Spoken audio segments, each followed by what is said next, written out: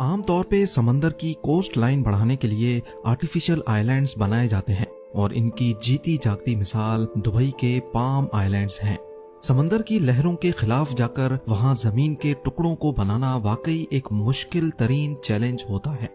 लेकिन आज आप एक ऐसी सिटी के बारे में जानेंगे जिसको समंदर में नहीं बल्कि समंदर को रेगिस्तान तक लाया गया है। जी हाँ, यहाँ बात हो रही है कुवैत में मौजूद सबा अल अहमद सी सिटी की, जो कुवैत के बिजनेस टाइकून खालिद अल मरजूक का ख्वाब था। कुवैत की कड़कती गर्मी और रेगिस्तान के बीचों बीच खूबसूरत शेप का समंदर और इसके गिर्द 2.5 लाख लोगों के लिए एडवांस्ड इंफ्रास्ट्रक्चर बनाना एक ऐसा मिशन था जिसमें इंजीनियर्स को कुदरत के कानूनों के खिलाफ जाकर काम करना पड़ा। लेकिन सवाल ये है कि कुवैत को इस मेगा सी सिटी की जरूरत ही क्यों पेश आई। इसमें ऐसी क्या कॉम्प्लिकेशंस पैदा हो गईं कि पिछले 32 सालों से इस पे आज तक काम किया जा रहा है, और सबसे बढ़कर ये कि सी सिटी को बनाने में इंजीनियर्स को किस हद तक जाना पड़ा। ज़ेम टीवी की वीडियोस में एक बार फिर से खुशामदीद। नाजरीन, कुवैत दूसरों के मुकाबले में है तो बहुत छोटा, लेकिन उसके बावजूद भी ये मिडिल ईस्ट का दूसरा अमीर तरीन मुल्क है। कुवैत इतना अमीर मुल्क है कि दुनिया की सबसे ज्यादा वैल्यू रखने वाली करेंसी कुवैती दिनार ही है। जहां हमें इंडिया में 78 रुपीस का $1 और पाकिस्तान में 200 रुपीस का $1 मिलता है, वहीं कुवैत में एक कुवैती दिनार के बदले में $3.2 मिलते हैं। और इसकी सबसे बड़ी वजह यहाँ से निकलने वाला क्रूड ऑयल है। ऑफिशियल रिपोर्ट्स के मुताबिक हर साल कुवैत लगभग 300 करोड़ बैरल से ज्यादा ऑयल प्रोड्यूस करता है। एक तो इतनी ज्यादा ऑयल प्रोडक्शन और फिर ऊपर से कुवैत की पॉपुलेशन भी सिर्फ 42 लाख ही है। यही वजह है कि यहाँ का हर एक शख्स जरूरत से ज्यादा अमीर है। कुवैत में एक्सपेंसिव कार्स, यॉट्स, लग्जरी विलास और ऐशो आराम वाली तमाम चीजें रखना एक आम सी बात समझी जाती है। और ये सब कोई अभी से शुरू नहीं हुआ, बल्कि कुवैत की किस्मत 85 साल पहले बदली थी, जब यहाँ से पहली बार ऑयल निकलना शुरू हुआ था। 1980s में कुवैत के पास पैसा तो बहुत था, लेकिन अब इनके पास लग्जरी विलास बनाने के लिए जगह कम पड़ गई थी। कुवैत का तकरीबन सारा एरिया ही बंजर रेगिस्तान से भरा हुआ है। यहाँ पर बेसिक फैसिलिटीज ना होने की वजह से रहना काफी मुश्किल होता है। इसी वजह से सबकी कोशिश थी कि समंदर के किनारे अपना विला या फार्म हाउस बनाया जाए ताकि ठंडी हवा के मजे लिए जा सकें। बढ़ती हुई डिमांड को देखते हुए कुवैती बिजनेस टाइकून खालिद अल मरजूक ने एक ऐसी लग्जरी सिटी बनाने का ख्वाब देखा जिसका हर विला, हर मेंशन प्राइवेट बीच पे बना हुआ होगा। लेकिन ऐसा सिर्फ तब मुमकिन होता जब कुवैत की कोस्ट लाइन पर कोई जगह खाली होती। कुवैत सिटी पहले ही आधे से ज्यादा कोस्ट को कवर कर बैठी थी और बकाया बच जाने वाले कोस्ट पर कई प्रोजेक्ट्स पहले ही बन चुके थे। सऊदी अरब के बॉर्डर से सिर्फ 15 किलोमीटर पहले पर्शियन गल्फ पे एक नेचुरल क्रीक सिस्टम बना हुआ था। लहरों के प्रेशर से इन क्रीक्स में पानी काफी अंदर तक जाता था। ये देखकर खालिद मरजूक को आइडिया आया कि क्यों ना इन नेचुरल क्रीक्स को इस्तेमाल करके यहाँ एक पूरी सिटी बनाई जाए, जिसमें इन क्रीक्स को एक्सटेंड करके अपनी मर्जी की शेप दी जाए। ख्वाब तो उन्होंने देखा था, लेकिन इसको पूरा करना किस हद तक मुश्किलात को बढ़ा देगा, ये किसी के वहमो गुमान में भी नहीं था। अब नॉर्मली होता यूं है कि नेचुरल कोस्ट लाइन्स हवा और लहरों के प्रेशर से बनती हैं। अगर कोस्ट लाइन को ऑल्टर या चेंज करने की कोशिश की जाए तो ये कुछ ही दिनों में वापस अपनी ओरिजिनल हालत में आ जाती हैं, क्योंकि इनका मुकाबला कुदरत से होता है। अब अगर रेगिस्तान में ऐसा क्रीक सिस्टम बनाना हो जिसकी शेप भी पसंद की हो और ये नेचुरल पावर्स उसकी शक्ल भी ना बिगाड़ें, तो इसके लिए ऐसी प्लानिंग की जरूरत होती है जो कुदरत के कानूनों के खिलाफ जाकर काम करे, और यहाँ भी कुछ ऐसी ही प्लानिंग की जरूरत थी। 1986 में खालिद अल मरजूक के बेटे फवाज अल मरजूक ने एक ब्रिटिश इंजीनियरिंग डिजाइन कंपनी से कॉन्ट्रैक्ट किया, जिन्होंने दिन रात एक करके कंप्यूटर सिमुलेशन की मदद से इस मेगा प्रोजेक्ट का डिजाइन बनाया। नेचुरली यहाँ सिर्फ 2 टाइडल क्रीक्स थीं, लेकिन 2 क्रीक्स मजीद बनाने का फैसला किया गया। कौन सी क्रीक कहां से निकलेगी, उस पर हवा और लहरों का कितना प्रेशर होगा, ये सारी कैलकुलेशंस करके जिन क्रीक्स पर पानी का ज्यादा प्रेशर था उनको स्प्लिट करके एक डिजाइन बनाया गया। लेकिन अभी मामला प्लानिंग फेज में ही था कि एक बहुत बड़ी मुसीबत आ खड़ी हुई। 1990 में इराक ने कुवैत पर हमला कर दिया। इराकी सोल्जर्स सिर्फ 2 दिन के अंदर अंदर पूरे कुवैत पर कब्जा करके बैठ गए। सी सिटी की कंस्ट्रक्शन तो बहुत दूर की बात थी, इस दौरान तो लोगों के चले चलाए बिजनेस भी ठप हो गए और लोकल्स अपने घरों में बंद रहने पर मजबूर हो गए।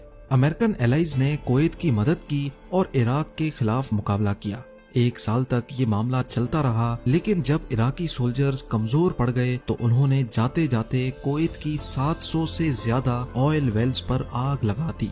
ना सिर्फ इतना, बल्कि इराकी सोल्जर्स ने ऑयल वेल्स के आसपास अंडरग्राउंड माइंस इंस्टॉल कर दी ताकि कोई भी आग को बुझाने की हिम्मत ना कर सके। ये आग इतनी खतरनाक थी कि अगले 10 महीनों तक ये नॉन स्टॉप जलती रही। एक एस्टीमेट के मुताबिक तेल के इन कुओं पर आग लगने से कुवैत को रोजाना 60 लाख बैरल्स का नुकसान हुआ था, यानी टोटल 10 महीनों के 180 करोड़ बैरल्स का नुकसान। पूरी दुनिया में 15 दिनों तक जितना ऑयल आज इस्तेमाल किया जाता है उतना ही ऑयल कुवैत में जला दिया गया था।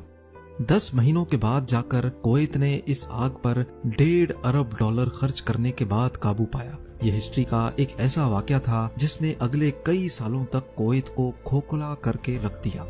जब कुवैत इस मसले से निकला तो तब तक बहुत देर हो चुकी थी। एक और गल्फ कंट्री में ऐसे ऐसे प्रोजेक्ट्स जन्म ले चुके थे कि इनके सामने कुवैत सी सिटी का प्रोजेक्ट किसी खाते में ही नहीं था। जी हाँ, हम बात कर रहे हैं दुबई की। यहाँ दुनिया का सबसे महंगा 7 स्टार होटल बन चुका था और आर्टिफिशियल आइलैंड्स के कई प्रोजेक्ट्स की कंस्ट्रक्शन भी स्टार्ट हो चुकी थी। और तो और दुनिया की सबसे ऊंची बिल्डिंग बुर्ज खलीफा की कंस्ट्रक्शन भी स्टार्ट हो चुकी थी। दुबई ज्यादातर इंटरनेशनल अट्रैक्शन पहले ही ले चुका था, लेकिन फिर भी कुवैत ने 2004 में सी सिटी की कंस्ट्रक्शन का काम स्टार्ट कर दिया। सी सिटी का ये प्रोजेक्ट 5 फेजेस में डिवाइड किया गया और फैसला किया गया कि एक एक करके फेजेस कंप्लीट किए जाएंगे। सबसे पहला काम था फेज 1 और 2 पे खुदाई करने का। इसके लिए 40 bulldozers, 90 articulated dumpers, 87 एक्सकवेटर्स, 48 dump trucks और 6 क्रेन्स मंगाई गई। ये कोई आम खुदाई नहीं थी, क्योंकि रेगिस्तान के इस हिस्से में सिल्ट पाई जाती है। सिल्ट एक बहुत सॉफ्ट किस्म की सैंड होती है जिसके ऊपर कोई भी बिल्डिंग खड़ी नहीं हो सकती। बिल्डिंग तो क्या, इस पर चलना भी बहुत मुश्किल होता है। लिहाजा पहले खुदाई करके ऊपर वाली लेयर से रेत अलग की गई और फिर नीचे से सिल्ट को बाहर निकाला गया। उसके बाद वही रेत डालकर जमीन का लेवल बढ़ाया गया ताकि आने वाले सालों में ग्लोबल वार्मिंग की वजह से समंदर का लेवल बढ़े तो इससे साहिल पर बनने वाले विलास पर कोई असर ना हो। इस प्रोजेक्ट में सिल्ट और रेत की खुदाई बहुत मास लेवल पे की गई थी। कई महीनों तक 24 घंटे वर्कर्स की एक आर्मी इस काम पे लगी रही। प्रोजेक्ट डायरेक्टर के एस्टीमेट के मुताबिक सी सिटी के फेज 1, 2 और 3 में से total 74 million cubic metre sand निकाली गई। ये तकरीबन इतनी ज्यादा रेत थी कि इससे अहमदाबाद में वाक़े दुनिया का सबसे बड़ा क्रिकेट स्टेडियम 20 मरतबा भरा जा सकता है। रेत से लेवल तो इंक्रीज हो गया था, लेकिन इसको अब कंप्रेस करने का वक्त आ चुका था, क्योंकि ये रेत फिलहाल बहुत लूज थी और किसी भी बिल्डिंग की फाउंडेशन को बर्दाश्त नहीं कर पाएगी। कंप्रेशन के लिए क्रेन से 15,000 केजी का वेट जमीन पर गिराया जाता। जिस जगह पर ये लोड गिरता वहाँ एक बहुत बड़ा गड्ढा बन जाता था। एक दिन में 1200 मरतबा 15 टन का ये वजन जब जमीन पर गिराया जाता तो कुछ ऐसा मंजर देखने को मिलता था। बाकी सब चीजें तो अपनी जगह, लेकिन एक मसला ऐसा था जिसका डर अंदर ही अंदर सबको खाए जा रहा था। इन आर्टिफिशियल क्रीक्स में जब समंदर का पानी डाला जाएगा तो क्या ये पानी नेचुरल तौर पे फ्लो करेगा भी कि नहीं। अगर पानी वक्त पे चेंज ना हुआ तो इसमें फंगस पैदा हो जाएगा और बदबूदार पानी इस प्रोजेक्ट को बुरी तरह से फेल भी कर सकता है। इस मसले से निपटने के लिए टाइडल गेट्स इंस्टॉल करने का फैसला किया गया। टाइडल गेट एक ऐसा मैकेनिकल गेट होता है जो सिर्फ एक तरफ से आने वाले पानी के प्रेशर पे खुद ब खुद खुल जाता है। जब समंदर से आने वाली वेव्स बंद या कम हो जाएंगी तो ये गेट अपने आप वापस बंद हो जाएगा। कंप्यूटर सिमुलेशन पे टेस्ट करने के बाद ये नोटिस किया गया कि टाइडल गेट लगने के बाद क्रीक्स का 100% पानी ऑटोमेटिकली चेंज हो जाएगा। टाइडल गेट का मसला तो सिर्फ एक बड़े मसले का सॉल्यूशन था, लेकिन अभी कई और मसलों से निपटना बाकी था। सी सिटी के इस प्रोजेक्ट में टोटल 250 किलोमीटर के नए बीचेस बनने जा रहे थे, यानी जितनी कुवैत की अपनी कोस्ट लाइन है उससे भी ज्यादा लंबी ये कोस्ट लाइन होने वाली थी। इतने ज्यादा नए बीचेस के लिए वो खास सैंड भी चाहिए होगी जो आम तौर पे हमें बीचेस पे मिलती है। अब इतनी ज्यादा सैंड लाई कहां से जाए, ये एक बहुत बड़ा सवाल था।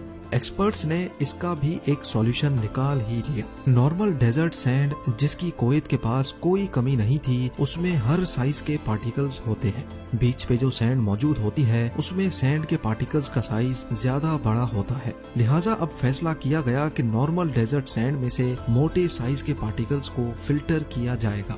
रेत को पानी से धोकर उसमें से मोटे साइज के रेजों को अलग किया गया। सिर्फ एक बार नहीं बल्कि ये प्रोसेस 4 बार किया जाता था। पानी से धोने और फिल्टर करने के इस प्रोसेस में जो रेजे बच जाते थे वही बीच के लिए परफेक्ट थे। एक दिन में 4000 टन रेत को लाया जाता और पानी से धोकर उसको फिल्टर किया जाता था, और ये पूरा प्रोसेस कई महीनों तक दिन रात चलता रहता। बीचेस की सैंड को लहरों के प्रेशर से बचाने के लिए पत्थरों की वॉल्स भी बनाने का फैसला किया गया। इन वॉल्स पर लगाए जाने वाले पत्थर बॉर्डर के उस पार सऊदी अरब की एक स्टोन क्वारी से लाए जाते थे, क्योंकि कुवैत के पास अपनी एक भी स्टोन क्वारी नहीं थी। पूरे 6 सालों की मेहनत के बाद सी सिटी के 3 फेज कंप्लीट हो चुके थे। अब बारी थी एक आलीशान लॉन्च पार्टी की। कुवैत के उस वक्त के अमीर सबा अल अहमद ने इस प्रोजेक्ट का भरपूर अंदाज में इफ्तिताह किया, और इसी मौके पर इन्होंने इस प्रोजेक्ट को अपने नाम से भी जोड़ने का फैसला किया, और तब से लेकर ये प्रोजेक्ट सबा अल अहमद सी सिटी के नाम से पहचाना जाता है। ये अपनी तर्ज का एक इंतहाई कॉम्प्लेक्स मेगा प्रोजेक्ट है जिसके अभी तक सिर्फ 4 फेज कंप्लीट हुए हैं और 5th फेज की कंस्ट्रक्शन अभी तक चल रही है। पिछले 32 सालों से कुवैत इस प्रोजेक्ट को पूरा करने के लिए कई मुश्किलात को झेल चुका है, और इसमें पेश आने वाले इंजीनियरिंग चैलेंजेस को सिर्फ एक छोटी सी वीडियो में बयान करना खासा मुश्किल है। उम्मीद है ज़ेम टीवी की ये वीडियो भी आप लोग भरपूर लाइक और शेयर करेंगे। आप लोगों के प्यार भरे कमेंट्स का बेहद शुक्रिया। मिलते हैं अगली शानदार वीडियो में।